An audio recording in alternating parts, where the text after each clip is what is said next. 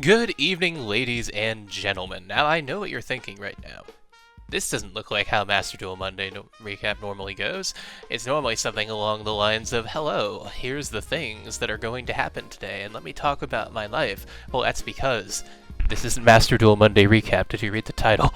In any case, we are doing a special showcase here of my match between myself, I don't know who else the match would be between, myself and Barjack, from last week's Master Duel Monday, which happened just yesterday, and you can watch these Master Duel Mondays live on my channel every Monday at the same time, 4 o'clock PST, 6 o'clock EST. Moving on. Barjack hits me instantly with the Maxx, and I very much want to win this match for reasons that I will describe in Master Duel Monday recap, which I will be making in the next couple of days. That being said, I now have to play through Maxx, and that's a problem, because there's a lot of things Barjack can draw through Maxx. He can draw Imperm, he can draw Ash, he can draw Nibiru. So I have to play in a way that's smart enough that gives me a board, but that, doesn't get me killed for playing the board. So we go through the basic twin combo, we get to Lila, we get to Kai'Sicle probably, and at that point, I just kind of have to hope that he doesn't draw Nibiru, because if he draws Nibiru, then I have to get real creative. Fortunately, Kai'Sicle is here to save me. Kai'Sicle's got me. She knows exactly what I need, and what I need is Fiendsmith's Sanct, which is a card that gives me a Fiendsmith token and lets me play the Fiendsmith combo, even if I don't have the rest of my board, which means that getting Nibiru is no longer relevant. If I lose my twin combo, that's one thing. I can play Fiendsmith now. And Barjack here is now on about 50 cards in his hand, and so if he has a Nibiru, this would be the time for him to play it, because both twins are about to drop on the field, and I'm about to go into Fiendsmith combo through twin. And does he do it? The answer, of course, is going to be yes. Barjack may not have that many hand traps in his deck, but he has that one, and unfortunately, that means I have to play through it. So there's Nibiru coming down on the field, and there's my token there. Now, if I'm going to play Fiendsmith, I have to get rid of that Nibiru token, because Fiendsmith's Sanct can only activate if I have only light Fiend monsters on my field, or no monsters at all. So I use Evil Twin's Trouble Sunny very unorthodoxly to get rid of my own monster, and to get the Fiendsmith token out on the field with Fiendsmith's Sanct. That allows me to play Fiendsmith. Now, Fiendsmith is an engine that I put into my deck occasionally based on the power level of what I go up against. In this case, I am playing in Master Duel Monday against people like We All Lose, Spring Girl, people who you should very much follow and subscribe to, by the way. But in any case, we get the Fiendsmith combo off. I need to be prepared. I put Kai'Sicle back into the deck so that I can keep Fiendsmith Requiem in my graveyard so that I can use it as material later, because Fiendsmith's Desiree is a 3-material fusion monster, and I need to be prepared to summon that without using any outside interference, because I've run out of outside interference to have here. I need to set up a board, or Barjack with his 20 cards and monsters with over 5,000 attack are going to run me over here. So I make the Desiree, and now I have to get it up to a proper number of attack points. Now, normally, when I'm doing the full Twin and Fiendsmith combo, I can use Fiendsmith Sequence with Evil Twin Lila to send them both to the graveyard and make a Evil Twin's Trouble Sunny through a Bawaku, which gives me a whole lot more options for the next turn. But I've been Nibiru'd here, and that means that I have to be creative. So Fiendsmith Agnum Day is going to come out. Agnum Day is going to target the Desiree. Desiree comes back. Agnum Day attaches itself, and now I can attach the Requiem. Requiem makes it untargetable. Agnum Day gives it well over 5,000 attack between the two of them, and that is quite the board. But the big ticket items here on this board are going to be the Infinite Impermanence and the Fiendsmith Kyrie. Now, Fiendsmith Kyrie, I feel, is a very underrated trap card. It's a normal trap, and it doesn't seem to do much, but it actually can save your life in a bunch of different ways. For example, this game. Not only does it prevent your light fiend monsters from being destroyed by battle, which is kind of a side effect, honestly, in my opinion, because when your Desiree has 5,800 attack points, if your opponent's gonna destroy it by battle, they're gonna destroy it by battle. There's really nothing you can do about that. But Fiendsmith Kyrie also has the effect that when it goes to the graveyard, you can use it to fusion summon a monster during either player's turn, using your monsters and the equipped monsters that you have on the field. Now this is a unique little trick that most of the Fiendsmith engine doesn't allow you to do, because once those Link monsters are on your field and in your equip zones, they're pretty much just gone. You can't do anything with them. They're just spells, they're just attached until you get rid of that monster to send them to the graveyard so you can use them again, and then probably shuffle them back with Fiendsmith Engraver or a similar effect. But in this case, you can use them as fusion material. The other effect that Kyrie has is that for the rest of the turn, regardless of whether your Light Fiends are in battle or not, the battle damage you take is halved. That doesn't come up this game, but it did come up in a different game that happened during Master Duel Monday this last time. And it saved my life for a turn. I did not win that duel because it was going second against Labyrinth. Labyrinth is an infamous trap deck, and also infamous in my life specifically for me not being able to ever kill it, no matter whether I go first or second. And if I do go first and I do win, it's because I destroyed all of their cards before they could use them. And how often does that happen? I'll leave that up to you to guess. But in any case, Fiendsmith Kyrie, Infinite Impermanence, and Desiree are my negates here. Now Desiree here does have the ability to negate up to 5 cards. It's also a non-targeting negate. A non-targeting negate means that cards that are untargetable, that say cannot be targeted by your opponent's card effects, cannot be targeted by your opponent's monster effects, you can still target them.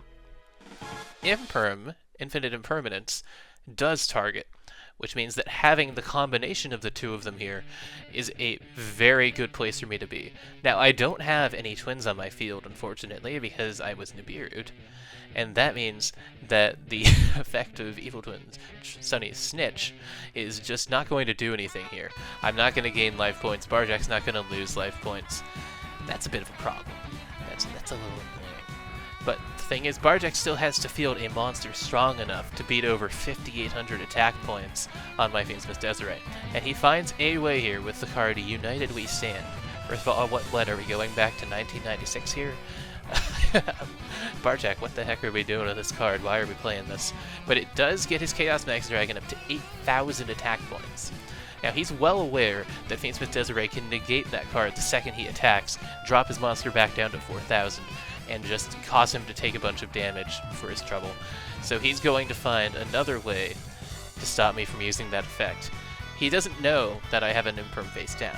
Now, Barjak, I'm just saying, you've fought me enough times that you should know I probably always have an Imperm. I probably always have one. It just is the way things are. But no, he's not. He's not going to be prepared for that. He's going to summon Drytron Meteonis Draconids as tribute, using Drytron Meteonis DA Draconids. I am very bad at talking today. Please excuse my inability to talk. But Drytron Meteonis DA Draconids, 5,000 attack points, so a lot of damage. But aside from that, it also has the ability to negate monster effects up to twice per turn. And that's a problem for me, because I only have one monster effect, and I need that monster effect to negate United We Stand right here. So I activate it, I target the United We Stand, but he's going to activate DA Draconids, and had I not had this Imperm here, I would almost certainly be dead right now. I could reduce the attack damage that I took with Kyrie, but that would not probably be enough, considering that Barjak has at least 12,000 attack points on board, aside from the Chaos Max Dragon. He could probably deal at least 10,000 damage to me here through the effect of Kyrie. So this is pretty much impossible to win without the effect of Imperm. But I do have the effect of Imperm, and I use the effect of Kyrie later. So my Desiree resolves, United We Stand is negated, and there goes his Chaos Max Dragon. It's destroyed. It goes to the graveyard. Barjak takes his first 1,800 damage. So now we have to figure out how we're going to win this. Because despite the fact that I've survived the turn, Barjak did in fact resolve a Maxx C, which means he's sitting on a massive amount of resources. He's got 5 monsters on field, 4 of which have over 3,000 attack, 1 of which has over 5,000 attack. And all I've got is a Fiendsmith Desiree and a Lila Treat. Now theoretically, I could use Lila Treat and Desiree to go into the Evil Twin combo, but that would sacrifice my one negating monster, and that would be a problem. Because if Barjak decides to use the effect of DA Draconids again, that would just shut down the Evil Twin combo and I'd be left with nothing. I could attack with the Desiree over the DA Draconids, and that would buy me time. I could go through the Evil Twin combo there. but that just means that Barjack gets to play next turn. He could remake the DA Draconids. He just gets another turn. Getting another turn for Barjack here is very bad for me because he has so much more card advantage than I do. I have 1 card in hand, he has 7. I have 1 monster in my field, he has 5. If I let him live for any longer than I have to, I'm in trouble. So I'm strategizing here entirely based around what I draw next. And Barjack is thinking to himself, I gotta get some cards out of my hand right now. He sets a field spell, which I will never cease to find funny. It's like, why would you set a field spell? I just know it is a field spell. But I understand what he was doing. He was trying to get cards out of his hand because if you have more than 6 cards in your hand, you have to discard them.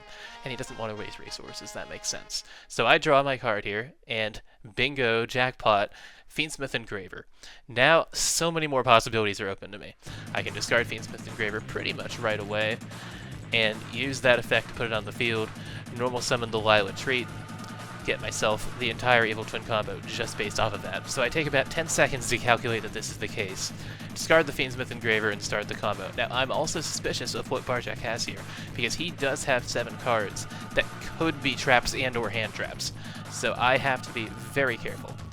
But he has the effect of DA Draconids. That's pretty much all he has. Meteorus Draconids is going to activate, banishing 2 monsters, and he's going to use that to send a card on my field to the graveyard. He's very clearly not aware of how the effect of Desiree works, or he's just trying to force it out. So he does in fact force out the effect of Desiree, which I use to negate his entire field again. He doesn't have any effects. They're all gone now, and that card is negated. So Fiendsmith Engraver goes to the graveyard. I grab Tract. Tract I can then use to get another fiend into the graveyard. So I normal summon Lalatrade, and then I use the effect of Tract to grab the Lacrima of the Crimson Tears, which, by the way, I initially underestimated as a card, because I was like, when are you going to have the time to get this out? But it has to be with Tract. Tract does it 99% of the time, unless you're doing it with the effect of Requiem. Requiem, the Link 1 monster, if you already have an Engraver in your graveyard, then yes, you can use that to grab Lacrima, and that is hugely beneficial to the Fiendsmith deck as a whole. But if you can't do that, then you kind of just have to do it with Tract, which is unfortunate. But we do get the Engraver, and we do get the Lila Treat on the field here, and I use the Fiendsmith Engraver very quickly as a tribute to get Requiem before I go into the Evil Twin combo, so that I can set up the entire Evil Twin combo with the Fiendsmith line, making sure that I have enough monsters in the graveyard so that I can remake Desiree if necessary, or just have bodies to continue the combo if I lose something. Because, once again, my opponent just have 5 cards in hand and 2 cards on the field that they could use as traps. There could be an Imperm here, there could be another Nibiru here for all I know, there could be another Maxx. I could be absolutely dead if another Maxx comes down and it goes into another Nibiru. Because, unfortunately, Desiree cannot negate Nibiru. It can negate a heck of a lot of things that are on the field, but Nibiru is a hand trap, and Desiree does not negate hand traps. And I don't really have a way to negate hand traps right now. In fact, Nibiru, as an aside, Nibiru is an infamously hard card to negate, because you can't negate it with Call by the Grave, which is the primary way of negating hand traps, because it doesn't go to the graveyard, it summons itself, which means that it just goes straight onto the field, all the monsters are tributed, and nothing to be done about it. So I think for a second here, and I destroy one of his face-down cards. It's Drytron Nova. That tells me that his cards are bluffs. So I summon my ultimate monster, Evil Twin Skysicle and Lila, which is about to use a very situational effect that rarely comes up. But in this case, it definitely does, because if it's summoned and Skysicle and Lila are both in my graveyard, I can make my opponent send cards from their field to their graveyard until they only have 2 left. And that means they're about to lose all of the advantage that they've built up, except for the cards in hand. And they've demonstrated to me by not playing anything by now, that the cards in their hand are probably also either bluffs or combo pieces that they just can't use right now. So I'm going to use the effect of Fiendsmith Requiem, equip it to the Desiree. Desiree now has 7,000 attack points. Now I need to kill Barjack now, because if he gets his turn with this board, I am not going to be able to do much except negate 1 card. He's going to be able to play through me. So maximum battle damage here. I use the effective Laiwa treat. Drop the Tyrant Dragon down to 3,000. It's not much, but it's honest work. We attack with the Desiree, get another 4,000 damage. That's huge. Bardock is down to 1,800 attack. If I field pretty much anything now, it's going to be enough. And I happen to have Fiendsmith Kyrie, which is the card that's going to save the day here, because I can now fuse off my Desiree with its own equip spell to make Fiendsmith Rex Remende. Rex Remende has 3,000 attack points, and that's pretty much going to do it. I kill Barjack. He doesn't have enough to do anything, and that's how Evil Twin played through Maxx C and Nibiru on the same turn. It also played through multiple negates, but that's just kind of to be expected in the modern day. Playing through Maxx C is much more impressive, and that's why I wanted to give this match its own little video. I am not going to revoice this over. I am not going to edit this in any way. This takes way too long to explain, but thank you, ladies and gentlemen, so much for watching. The actual full Master Duel Monday recap will be coming out in the next couple of days. Probably maybe even today. So thank you for watching. As always, I will see you in the next video. Have a good night.